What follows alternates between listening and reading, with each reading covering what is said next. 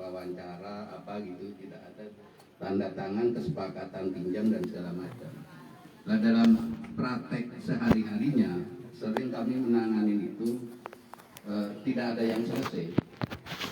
Dan bagi pinjol sendiri yang menagih hutangnya itu tidak berani ke rumah. Paling yang diteror itu penjamin. Saya yang pinjam, penjaminnya Ustadz Andi yang akan diteror terus itu. Dan kalau itu perempuan dibikin Facebooknya, dibikin yang tidak senonoh dan segala macam. Begitu juga saudara-saudara yang pinjam itu yang diteror semua. Banyak saya nanganin kasus dan tidak ada yang selesai dan tidak ada yang bayar juga. Itu bagi yang nagih bilang, ditanya di mana kantornya Pak, saya mau bayar, dia nggak akan ngasih, udah ditransfer aja. Saya bilang jangan ditransfer karena bisa juga nanti tidak diakuin. Dan itu tidak ada kantornya. Ada yang itu yang dari di Malang, mahasiswi Malang, perempuan. Dia hanya coba-coba di aplikasi, ada 9 item yang harus dipilih satu, nggak taunya dia diklik semua, masuk dapat 25 juta. Bukan nggak bisa bayar, membayar gitu kan.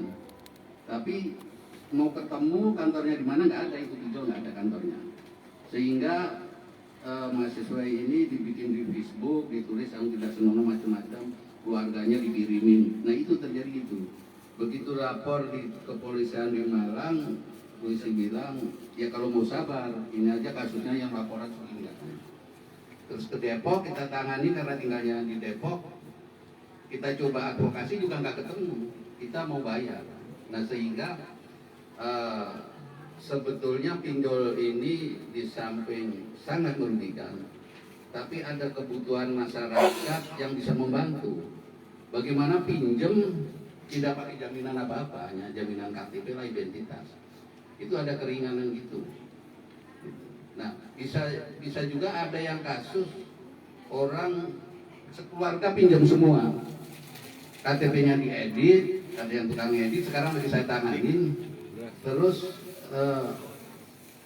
yang merasa dirugikan padahal dia yang terima uang. Umpama saya Ustadz Andi minta tolong saya karena dia tidak bisa ngupload, saya upload, sekeluarga dapat semua. Akhirnya ditagih keluarga yang jauh, gitu kan, keluarga yang jauh karena ada identitasnya, jadi begitu aja. Disomasi, yang bikin aplikasi itu disomasi jadi klien saya, itu juga nggak ada selesainya, gitu kan. Selesainya kita jawab kalau mau ya dibayar, datang, kalau enggak ya enggak. Nah sehingga di samping tidak baik pinjol itu, kalau saya bilang adalah riba juga sangat besar ribanya. Tapi kalau orang butuh, bukan soal riba, tapi kebutuhan hari ini bisa terselesaikan itu, Ustaz. Itu yang terjadi, yang orang-orang tidak paham. Tidak ada orang yang punya duit atau bisa ngangsur pinjam ke pinjol, itu nggak ada. Biasanya orang yang kepepet. Itu orang yang kepepet, buka-buka HPU ada ya, coba dari 600.000 sampai bisa 5 juta itu kan, itu ada. Itu banyak nanganin seperti itu, begitu ganti nomor HP udah selesai, nggak bayar udah selesai. Itu. Nah, memang ini adalah seharusnya tanggung jawab pemerintah. Apakah ini dibiarkan oleh pemerintah? Itu kan. Sebetulnya udah banyak usulan supaya aplikasi pinjol itu diblokir aja oleh Kementerian Infokom, tapi sampai sekarang tidak. Nah, oleh karena itu kalau ini adalah kepentingan mahasiswa Islam, kalau di temanya adalah bagaimana advokasi atau pemberdayaan pada masyarakat, harus banyak-banyak menangani kasus, baru itu ada pengalamannya gitu. Tapi kalau belum ada pinjol itu yang dibawa ke ranah hukum, ke pengadilan, itu kan kasusnya supaya tagihannya enggak ada gitu. Dan yang pinjam itu dibawa ke ranah hukum, di penjara nggak ada. Tapi kalau diteror oleh debt collector, oleh yang nagih, ya banyak itu. Kalau yang berani aman, kalau yang nggak berani ya bisa bapak kudur juga. Dan sekali lagi, apa yang pernah saya tangani sampai sekarang tidak ada yang terselesaikan. terselesaikan itu bayar atau terselesaikan digugat ke pengadilan atau dibawa ke pidana karena dibilang ingkar janji atau nggak ada. Banyak sekali lah, udah mungkin hampir setahun kita nangin gitu, nggak ada yang terselesaikan. Udah selesainya ya selesai nggak jelas, nggak bayar, nggak dibawa ke ranah hukum, gugat perdata maupun pidana tidak ada. Nah sehingga kalau yang orang berani pinjam aja bisa bayar. Itu ada juga gitu kan.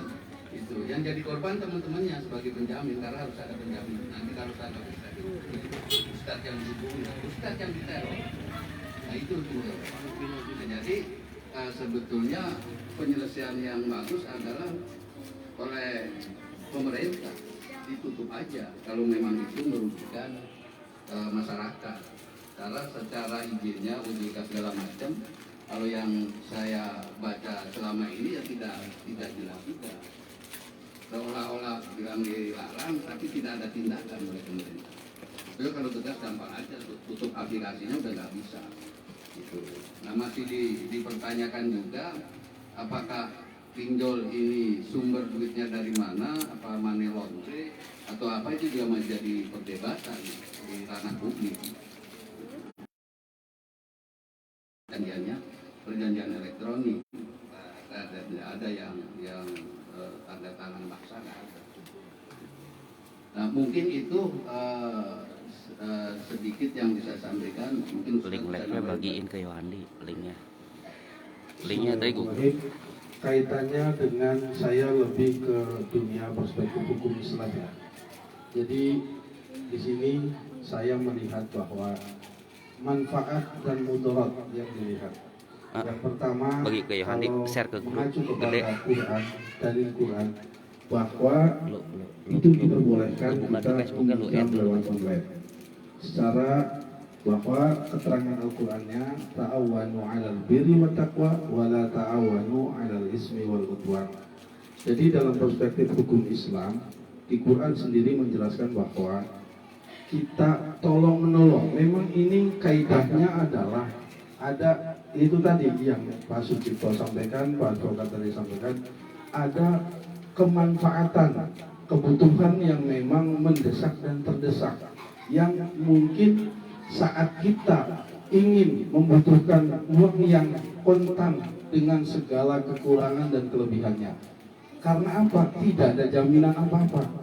Sehingga Quran menyampaikan bahwa itu membolehkan sepanjang tidak merugikan kedua belah pihak. Kemudian di dalam fatwa MUI di tahun 2021 itu disebutnya namanya al-qard, itu utang piutang. Nomor 19 DSN MUI bulan 5 2021 bulan 6 2021 diartikan bahwa al-qard itu utang piutang. Menurut keterangan hadis Ibnu Mas'ud, sepanjang mendatangkan manfaat itu diperbolehkan.